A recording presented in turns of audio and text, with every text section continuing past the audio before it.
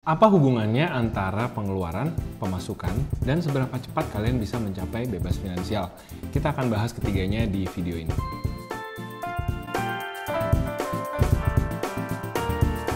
Hai guys, welcome back to our channel. Kembali lagi dengan gue Samuel dan ini istri gue Claudia. Kita pasangan suami istri kantoran dalam perjalanan menuju financial independence. Di channel ini kita akan sharing-sharing seputar karir, keuangan, adulting, dan topik-topik menarik lainnya. Jadi kalau kalian suka dengan video-video yang ada di sini, feel free untuk subscribe dan nyalain lonceng supaya YouTube kasih tahu kalian kapan ada video lagi dari kita. Oke, jadi sebelum videonya lanjut, kita mau kenalin kalian sama sponsor video hari ini, yaitu Stockbit. Stockbit adalah aplikasi trading all-in-one di mana kalian bisa beli saham, analisa, diskusi, sampai belajar saham. Ada berbagai fitur menarik yang kalian bisa manfaatkan sebagai pengguna Stockbit. Di antaranya fitur screener yang memudahkan kalian beli saham sesuai dengan kriteria yang diinginkan. Kemudian ada fitur key stats. Di sini kalian bisa dapat gambaran performa perusahaan at a glance dalam sekejap. Fitur financials, di mana kalian bisa analisa pergerakan saham tiap tahun makin rugi atau makin untung. Ada fitur comparison, di mana kalian bisa bandingkan langsung kinerja perusahaan favorit kalian dengan kompetitornya, dan masih banyak fitur lainnya. Soal keamanan dan legalitas nggak usah khawatir karena Stockbit aman dan diawasi oleh OJK dan BEI. Biaya brokernya rendah dan tanpa minimum deposit. Yuk sekarang saatnya kamu bisa rasain kemudahan berinvestasi bersama Stockbit. Langsung jual beli saham di Stockbit, linknya udah ada di description box di bawah. Stockbit, jual beli saham terbaik dengan biaya broker rendah. Jadi banyak sebenarnya yang nanya, apa sih hubungannya pemasukan, pengeluaran, dan FIRE? Maksudnya gini loh, banyak yang nanya gitu ya, katanya frugal tapi kok masih belanja barang branded gitu ya, katanya frugal tapi kok masih beli PS5 gitu. Kok bisa sih umur 30-an udah mencapai FIRE, gimana sih caranya? Nah jadi sebenarnya ini bukan simsalabim, bukan sulap, bukan sihir gitu ya, karena semuanya matematis. Kita mau coba jelasin di video kali ini dengan grafik, dengan diagram hubungan korelasi antara income, antara pendapatan dengan pengeluaran gitu ya. Jadi di diagram ini kalian akan melihat korelasi antara aksis X itu income-nya dengan aksis Y itu expense-nya. Di pertemuan antara kedua X dan Y ini jadi belajar apa nih? Matematika, balik lagi ke zaman SMA, tapi ini lebih ke cerita sih teman-teman, jangan khawatir. Ada 4 kuadran yang kita observe.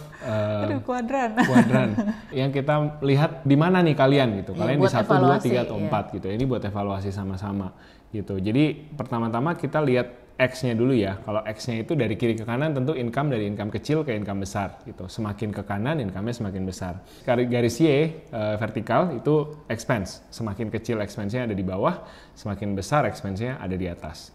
Nah, kalau di kuadran 1 kiri atas, income-nya kecil tapi expense-nya besar. Itu masuknya gimana? Jadi kalau misalkan masukannya kecil tapi pengeluarannya besar, udah pasti ini red flag nih, karena gimana mungkin pengeluarannya lebih besar daripada pemasukan gitu kan, biasanya ya utang gitu. Dan kalau dipikir-pikir sebenarnya kita udah sering ngomong juga nih, hidup itu sebenarnya murah ya, biaya hidup itu sebenarnya murah, yang mahal itu gaya hidup. Kalau kita ngomongin basic ya, maksudnya basic sandang, pangan, papan itu ya tentunya pemerintah juga udah hitung secara UMR itu harusnya cukup gitu ya. Tapi kalau misalkan ya gaya hidup tentunya tidak ada batasnya ya, setinggi-tinggi langit gitu bisa jadi. Dan yang namanya utang itu, apalagi utang konsumtif itu seperti lintah ya, ibaratnya yang membunuh kita pelan-pelan, nyedot darah kita pelan-pelan gitu, karena ya bunganya besar banget dan menggulung terus gitu. Jadi kalau ada di antara kalian yang mungkin masih terjebak di kuadran 1 ini, di mana pengeluaran jauh lebih besar daripada pemasukan sehingga banyak bergantung terhadap utang konsumtif, sebaiknya segera bertobat. Sebaiknya segera berhenti gitu ya. Langsung di-cut semua pengeluaran-pengeluaran yang tidak esensial dan fokus untuk melunasi utang konsumtifnya. Pindah ke kanan, masih di atas ya. Jadi ini high income dan high expenses.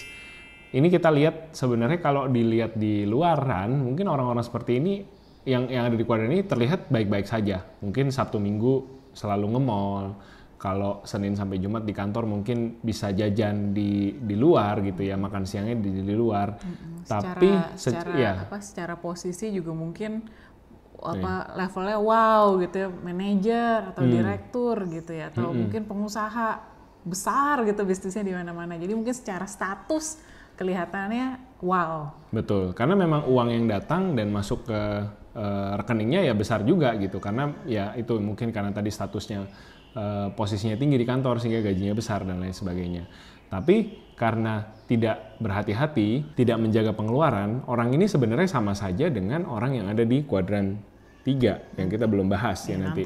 Jadi sebenarnya ketika tidak ada yang ditabung, sebenarnya sama saja orang ini harus tetap bekerja seumur hidupnya untuk memenuhi lifestyle dia gitu. Kecuali dia mulai menabung dan mulai berpikir umur berapa aku mau pensiun, dengan dana berapa aku mau hidup tiap bulannya gitu. Tapi selama selalu dihabiskan ya high income, high expense, maka bisa jadi orang ini sebenarnya tidak pernah bisa pensiun meskipun kelihatannya keuangannya baik-baik saja gitu. Baik-baik saja karena apa? Karena ya memang income-nya besar sementara ini. Kalau di Amerika Serikat ini banyak contohnya ya teman-teman, banyak selebriti atau atlet-atlet yang sebenarnya income-nya luar biasa besar ketika masih aktif menjadi atlet, tapi tidak diiringi dengan rencana keuangan yang bijak, tidak diiringi dengan planning untuk masa tuanya gimana ketika dia sudah tidak menghasilkan lagi, dan terlanjur terbiasa dengan kenyamanan karena ketika masih jadi atlet top dunia semua pelayanan nomor 1, tinggal di hotel, kamar hotel yang paling bagus, naik mobil yang mungkin paling mahal gitu. Jadi itu semua sudah dibiasakan tanpa dipikirkan gimana ceritanya nih kalau suatu hari saya tidak menghasilkan lagi. Contohnya mungkin teman-teman tahu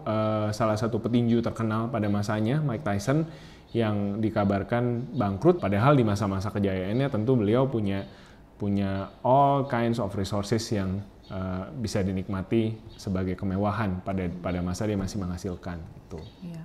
Karena yang namanya umur gitu ya, pada saat cepat atau lambat kita semua akan memasuki usia tidak produktif gitu, dan again kita nggak pernah tahu ya hari esok kayak gimana. Maksudnya amit-amit bisa aja ada musibah gitu yang mengharuskan kita tidak bisa bekerja lagi atau tidak bisa berpenghasilan lagi. Jadi alangkah baiknya kalau memang ada banyak berkat gitu ya, atau ya diberikan posisi tinggi atau gaji tinggi atau pemasukan yang tinggi, kita lebih bijak dalam mengelola gitu, karena hari depan nggak ada yang tahu gitu. Jangan sampai semuanya dihabiskan ke hari ini gitu. Dan kalau saya pribadi ngelihatnya sih untuk yang tipe ini juga akan lebih juga beratnya gini loh, maksudnya karena terbiasa hidup enak gitu ya, hidup serba mewah gitu, dan amit-amit datang musibah gitu dan mereka nggak ada income lagi, ya itu mereka akan berat banget gitu ya untuk menyesuaikan hidupnya lagi. Yang tadinya mungkin standarnya di sini tapi jatuh standarnya jadi di bawah sini, ya itu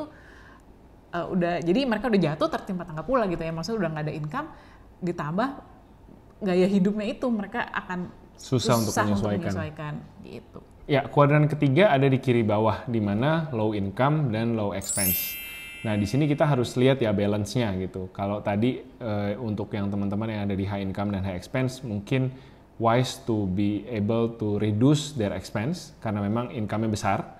Nah, kalau yang di bawah sini mungkin udah di tahap di mana nggak ada lagi yang bisa dikurangin. Betul. Gitu kan. Mereka udah minimum ya hidupnya. Sebaik-baiknya gitu, di bawah itu dikit lagi gue bisa kolaps gitu ya, atau memang nggak ada yang bisa dihemat lagi karena standarnya sudah rendah sekali. Nah, mungkin teman-teman yang perlu dilakukan untuk teman-teman yang ada di kuadran ini adalah menaikkan income.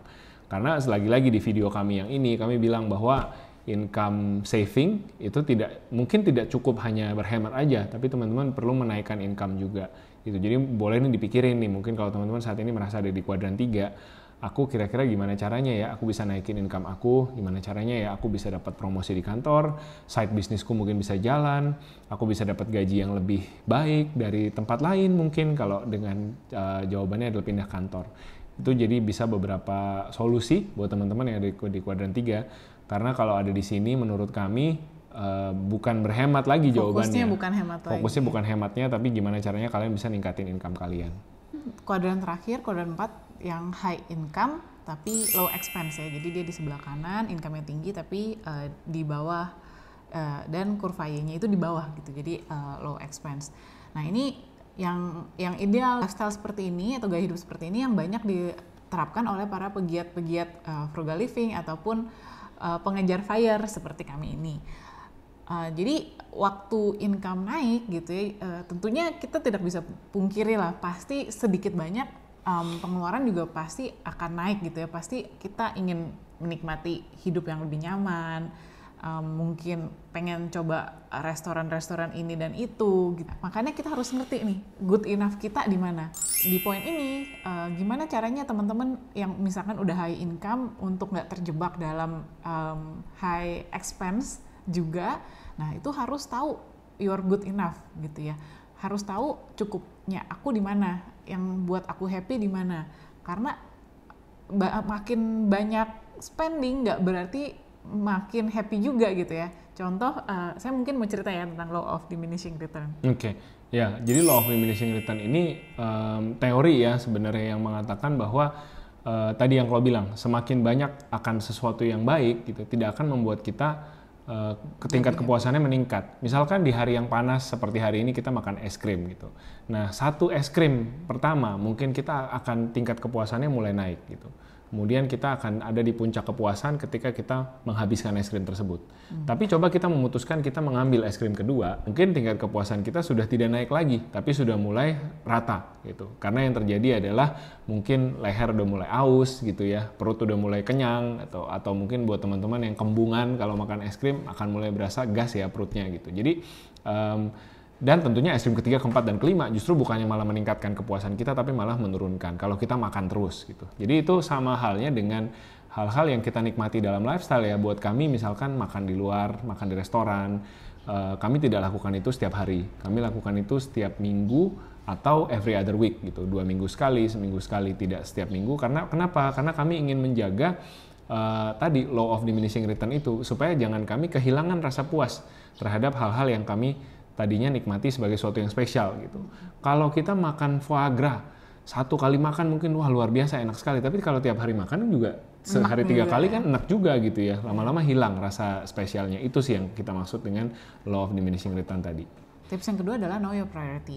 Karena kita bisa afford anything, kita bisa aja mungkin beli apapun. Mungkin ya namanya kita usaha dan nabung pelan-pelan ya kayaknya sih mau apapun kebeli gitu. Tapi we cannot have everything, tapi kita nggak bisa punya semuanya, apalagi dalam waktu yang bersamaan ya. Kembali lagi mungkin contoh kami pribadi gitu ya.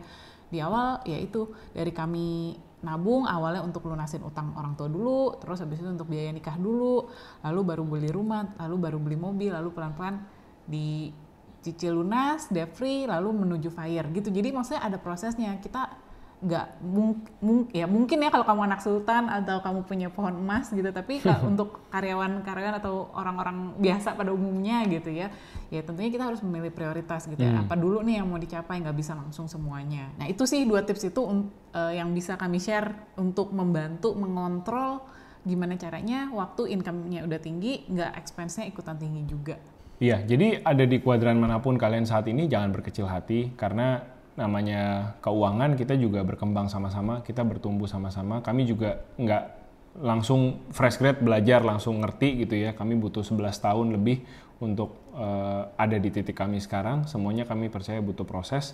Kami percaya kalian pun juga kalau mau berproses pasti bisa ada di titik dimana kita ada hari ini, bahkan lebih gitu. Karena kalian tahu ini semua lebih awal. Yang penting adalah mau punya growth mindset, mau berubah. Kalau memang tahu saat ini ada di kuadran yang kurang tepat buat kalian, mau memperbaiki, kalian bisa cari tahu dengan cara-cara yang simpel. Misalkan ya kita udah sering ngomong budgeting, jadi tahu expense kalian bocornya di mana. Kalau sudah budgeting rapi tapi income-nya kurang tadi ya, naikkan income. Kalau misalkan dirasa saat ini sudah bagus keuangannya, sudah ada keuangan yang mulai bisa dikumpulkan, boleh belajar investasi. Pelan-pelan cari tahu instrumen investasi yang selama ini kalian belum pernah dengar, dan pelan-pelan dicoba, pelan-pelan belajar gitu, supaya kita tiap hari makin baik dan makin optimal dalam mengelola keuangan kita. Oke? Mau sharing-sharing lagi, cerita kalian ada di kuadran berapa, silahkan komen di comment box di bawah. Thank you udah nonton dan selalu support kita tiap minggu. Kalau kalian mau follow kita, mau kepo-kepoin kita di Instagram, boleh juga. Instagram kita ada di sini. Jangan lupa untuk subscribe dan nyalain lonceng supaya YouTube bisa kasih tahu kalian kapan ada video baru lagi dari kita. Terima kasih selalu buat supportnya. Stay safe and stay healthy. Bye-bye.